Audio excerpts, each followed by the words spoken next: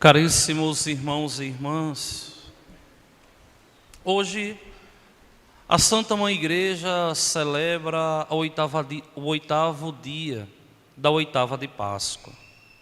8 dias que a Santa Mãe Igreja celebra como se fosse um único dia de festa, devido à importância da ressurreição de Jesus Cristo. São 8 dias que a igreja celebra solenemente, como se fosse um único. E por que isso? Porque a alegria dos discípulos foi uma alegria tão grande.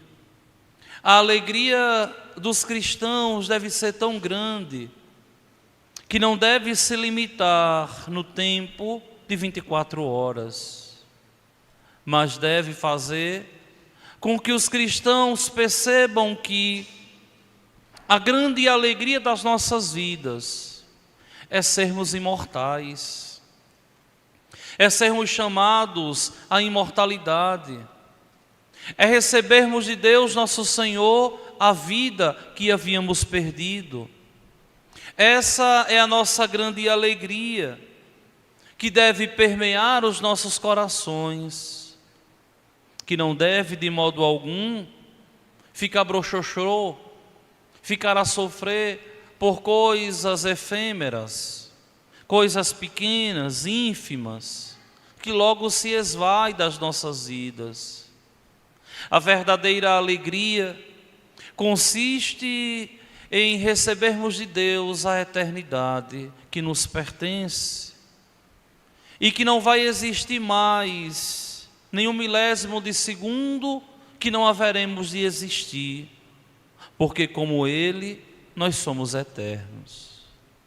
Porque a eternidade consiste em ressuscitarmos em Deus, em ressuscitarmos no Espírito Santo de Deus.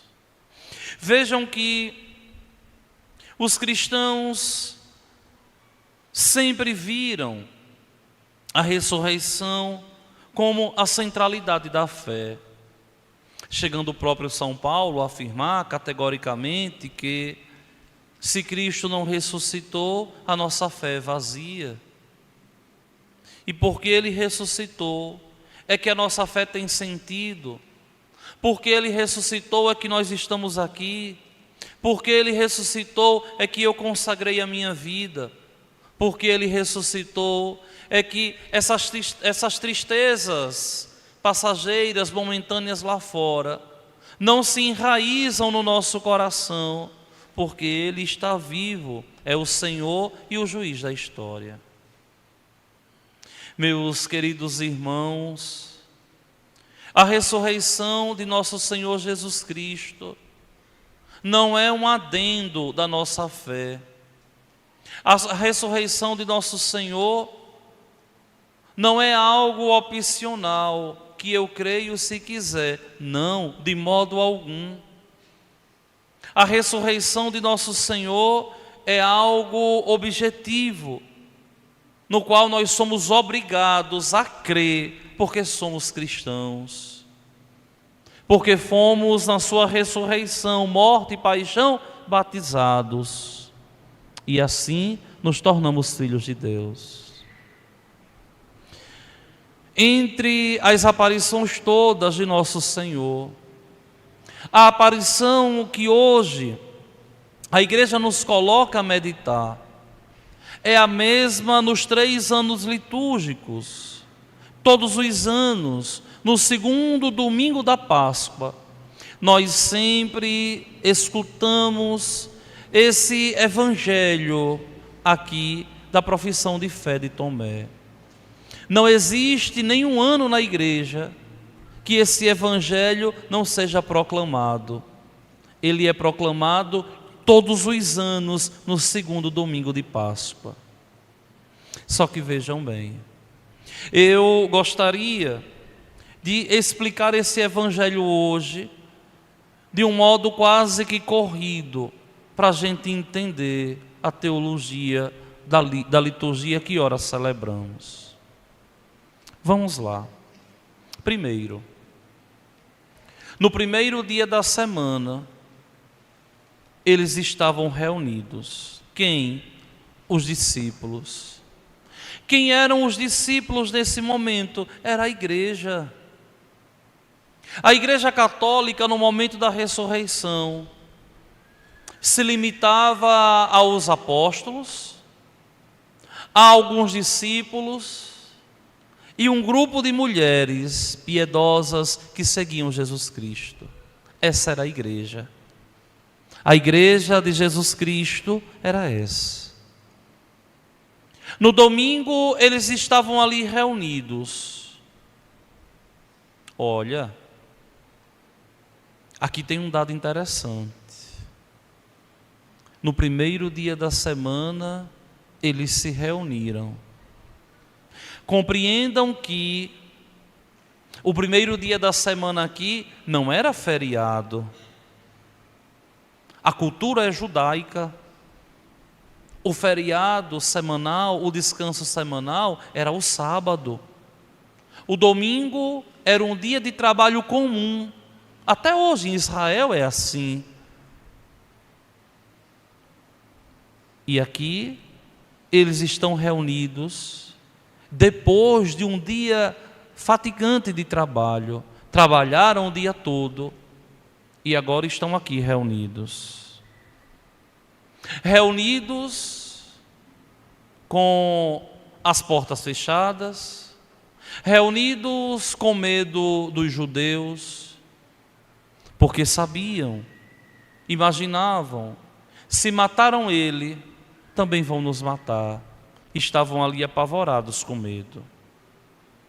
Só que é interessante a gente compreender que a ressurreição de Jesus Cristo, ela é real. Ela acontece de um modo real, não aparente. É interessante a gente compreender que nosso Senhor ressuscita, aparece a Simão, que é a primeira testemunha da ressurreição. A primeira testemunha da ressurreição é Pedro. Aparece a Maria Madalena. Aparece a vários discípulos, por exemplo, os de Emaús. E aqui vai aparecer aos apóstolos todos reunidos. Ele aparece e causa uma grande euforia no meio deles. Por quê? Porque é claro que eles tinham consciência de ressurreição. No mínimo, nosso Senhor falou 3 vezes, no mínimo, nos 3 anúncios da paixão, que no terceiro dia ressuscitaria. Mas como se daria isso, eles não sabiam, porque ninguém até então havia ressuscitado. Eles não sabiam como seria essa ressurreição. O que eles sabiam é que ele garantiu que no terceiro dia ressuscitaria. Nosso Senhor ali aparece, e nosso Senhor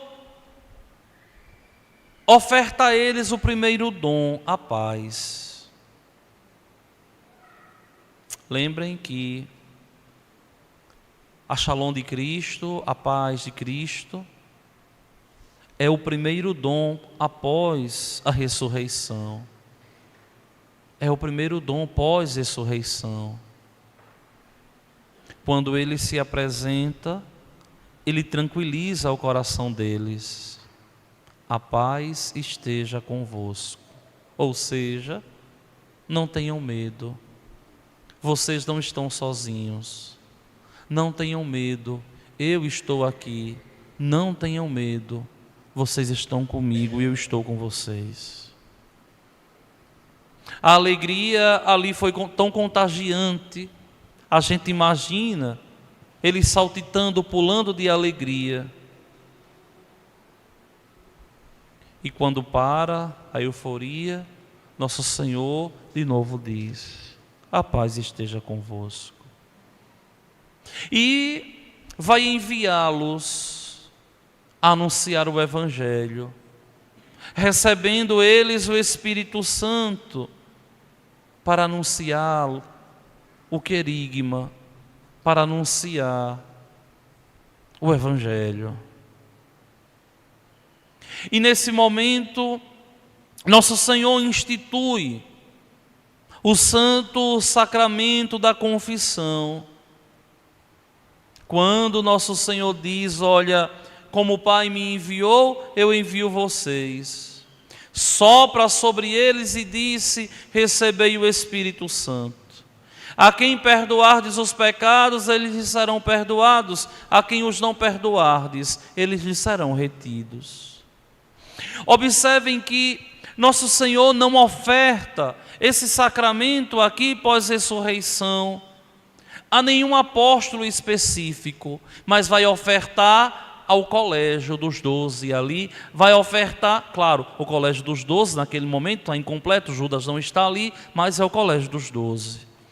Vai ofertar ao colégio dos 12, que era a instituição Igreja Católica ali, instituída por ele.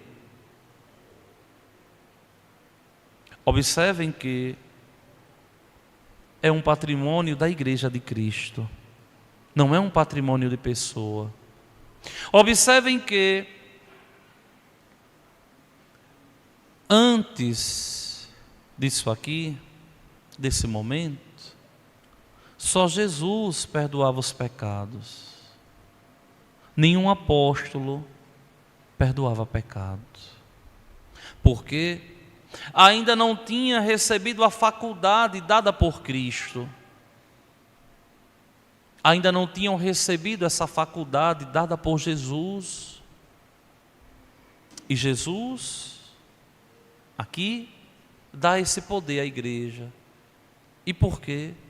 Porque a igreja é a continuadora da missão de Jesus Cristo. Ela continua no mundo a missão de Jesus. E tudo aquilo que ele fazia, quem agora faz é a igreja, que é o seu corpo, ele é a cabeça. O sacramento da penitência, da confissão, da reconciliação. É um sacramento que se faz necessário para a salvação do homem. Muito atacado, desacreditado por Satanás, que quer que os católicos não se confessem, que quer que os cristãos não se confessem e vivam a vida toda em pecado. Eu não consigo entender como é que alguém que lê a Sagrada Escritura consegue aceitar o batismo e não consegue aceitar a confissão. A quem perdoardes os pecados é a confissão. Eu não consigo entender como é que um cristão não consegue fazer pelo menos o mínimo que a igreja nos pede, que é se confessar pelo menos uma vez por ano, no mínimo. E que muitas vezes se vive uma fé muito vacilante, muito vazia. Nosso Senhor institui aqui o sacramento da reconciliação, para que os homens possam pedir perdão e receberem da igreja a absolvição dos seus pecados. Só que uma coisa aconteceu. Tinha um apóstolo que ali não estava, Tomé. Tomé não se fazia presente. E quando os discípulos falaram, quando os discípulos anunciaram a ressurreição a Tomé, Tomé como que vai dizer assim: olha, eu não acredito não. Eu só vou acreditar se eu ver. E eu não quero só ver não, eu quero tocar. Tomé não tinha entendido ainda que era a igreja quem deveria anunciar a ressurreição de Cristo. Tomé ali não entendeu que a mensagem foi confiada à igreja, que era a igreja quem ia anunciar. Só que, mais uma vez, os cristãos estão reunidos 8 dias depois. É por isso que esse evangelho cai todos os anos no dia de hoje, no segundo domingo da Páscoa, que também é chamado na liturgia de domingo in albis, ou seja, domingo branco. Porque todos aqueles que foram batizados no sábado santo, hoje voltavam e voltam à igreja de branco. Eles estão reunidos. Nosso Senhor mais uma vez se apresenta. E nosso Senhor agora vai chamar a atenção de Tomé. Venha cá, toque em mim, coloque sua mão aqui e não sejas um incrédulo, mas fiel. Minha gente, isso aqui é muito importante para a gente, porque nenhum de vocês, nem eu, tivemos a graça de recebermos uma visita, uma aparição de nosso Senhor. Para nenhum de nós, Jesus Cristo se apresentou ressuscitado. O que nós sabemos de Cristo, nós sabemos pelo anúncio da igreja. Foi a igreja quem anunciou. E nós assim concebemos. O anúncio pertence à igreja. É a igreja quem anuncia. É a igreja quem comunica esse querigma, que ele está de pé, glorioso. E em 12 anos de história é assim. É a igreja anunciando, os homens nascendo, sendo batizados e conhecendo Jesus Cristo através da igreja. Até os protestantes, o que conhecem de Cristo, conhecem porque a igreja católica, que eles renegam tanto, guardou o patrimônio de fé. Lembrem que os primeiros movimentos protestantes começam em 1517, ou seja, 1517 anos a igreja guardando a fé e anunciando Cristo ressuscitado. E o que eles conhecem porque a igreja católica guardou e anunciou. Isso aqui tem que ficar claro, para sermos historicamente honestos. Então vejam que eles estão reunidos em mais um domingo. É como que o censo apostólico entendesse assim: ele está aparecendo aos domingos, vamos nos reunir aos domingos. E eles começaram a se reunir domingo após domingo. Ao longo daquelas 6 semanas, ele apareceu, depois ele subiu, e os cristãos continuaram a se reunir todos os domingos. E por isso que nós estamos aqui até hoje. Nos reunimos aos domingos, até hoje estamos aqui, porque começou lá atrás. E São Tomé faz essa profissão de fé: meu Senhor e meu Deus. Tomé como que agora se arrepende do que falou. Tomé como que agora está arrependido do que disse. Eu duvidei das palavras do meu Senhor. Só que o Senhor vai dizer o fundamento de nós estarmos aqui, quando ele diz assim: olha, Tomé, você está acreditando porque me viu. Tomé, bem-aventurados são todos os que creram sem ter visto. Minha gente, nós somos bem-aventurados, porque nós cremos na ressurreição sem ver o Senhor. Nós cremos porque escutamos. E esse dado é importante para a gente, porque a fé na nossa vida não entra em nós pela visão. A fé na nossa vida entra em nós pela audição. É escutando a Dabá, é escutando a palavra, é escutando o anúncio da igreja, que nós sabemos que Ele ressuscitou, que Ele está de pé, que Ele está vivo. E é interessante vocês associarem e compreenderem e aprenderem que o que aqui no altar nós celebramos e recebemos é o Cristo ressuscitado, que pelos ministros ordenados, os diáconos, os padres, os bispos, Ele age por meio deles.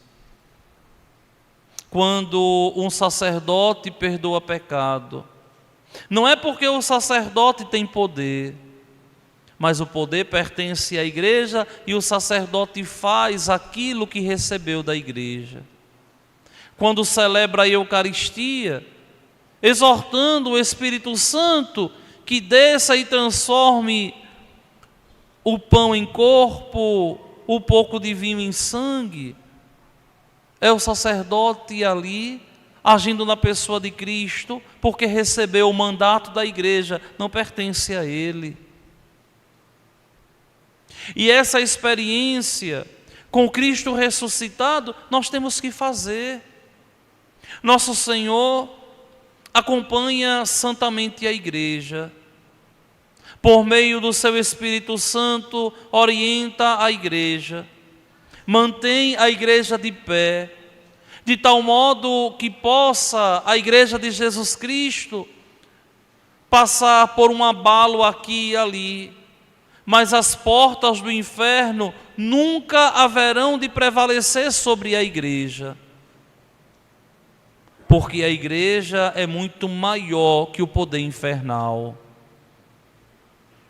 porque a igreja é porta do céu, é início de eternidade no tempo e nos faz de verdade reconhecermos o Senhor e assim abrirmos o nosso coração para o Senhor da vida. Lembremos-nos que a ressurreição de Jesus não foi algo isolado, mas coisas estranhas aconteceram e que confirmaram a ressurreição, como por exemplo, a abertura dos túmulos, e muitos que estavam mortos apareceram vivos no meio deles. A própria coragem determinada dos apóstolos de morrerem por Cristo ressuscitado. Minha gente, se fosse mentira, eles não teriam morrido por Ele, porque ninguém morre por uma mentira. Hoje em dia as pessoas não estão querendo nem morrer pela verdade. Imagine morrer por uma mentira. Quando alguém é obrigado a dizer uma verdade, muitas vezes a pessoa é capaz de mentir para se dar bem, e não tem mais essa firmeza de dizer a verdade em Deus. Se as pessoas não querem morrer nem pela verdade, imaginem morrer por uma mentira. Então, a ressurreição de nosso Senhor Jesus Cristo é real. Ela verdadeiramente aconteceu. E de um modo tão bonito e tão santo, São João vai dizer uma coisa que eu gosto muito de imaginar. Quando ele diz assim: olha, Jesus realizou muitos outros sinais diante dos discípulos, que não estão escritos neste livro, mas estes foram escritos para que acrediteis que Jesus é o Cristo. Olha aqui, Jesus é o ungido, o Filho de Deus, ou seja, o esperado, o desejado das nações, o querido. E para que, olha aqui, crendo, tenhais a vida em seu nome. Ponto. Meus queridos irmãos e minhas irmãs, daqui a responsabilidade que nós temos de compreendermos que formamos um único corpo, daqueles que foram resgatados por Cristo da vida do pecado e que receberam por herança a eternidade. Daqui a responsabilidade social que nós devemos ter com a igreja, com os cristãos, com o nosso comportamento, com a nossa moralidade. É verdade, nós vivemos em um momento de uma grande crise moral, onde ninguém mais quer viver a moralidade do ser cristão. E nós somos chamados, sim, a levarmos uma vida moralmente correta. Parece uma redundância, mas não é.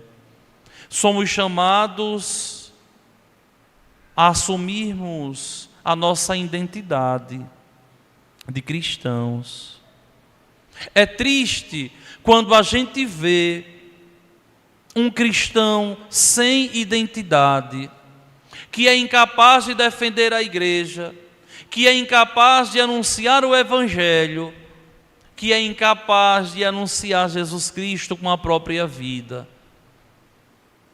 É muito triste quando a gente vê pessoas que pensam que podem viver de fachada. O que importa é que ninguém esteja vendo. Não. O que importa é lutar para viver santamente.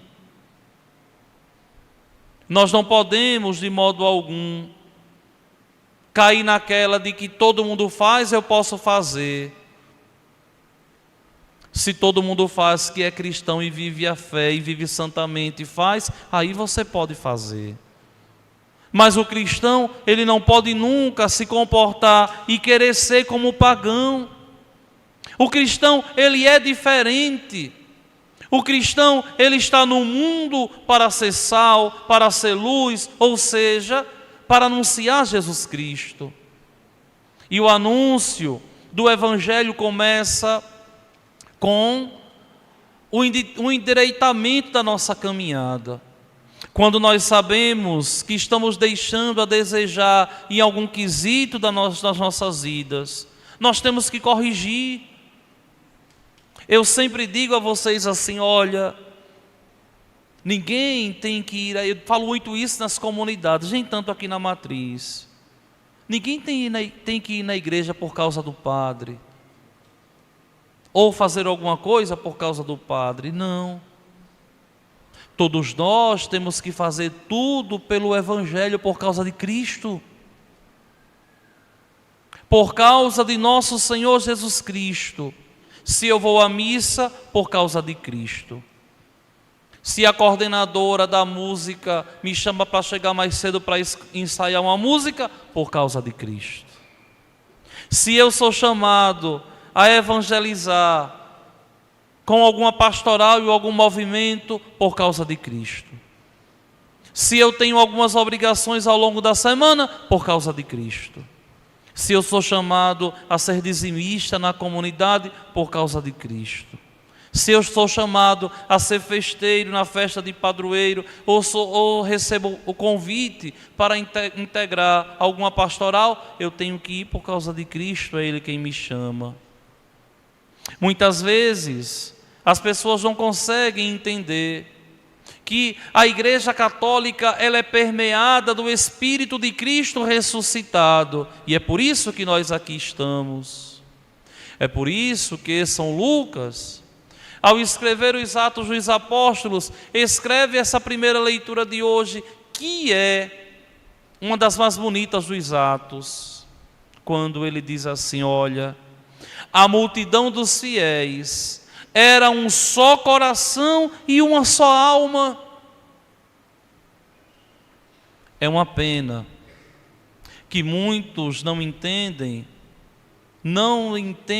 que formamos um único rebanho.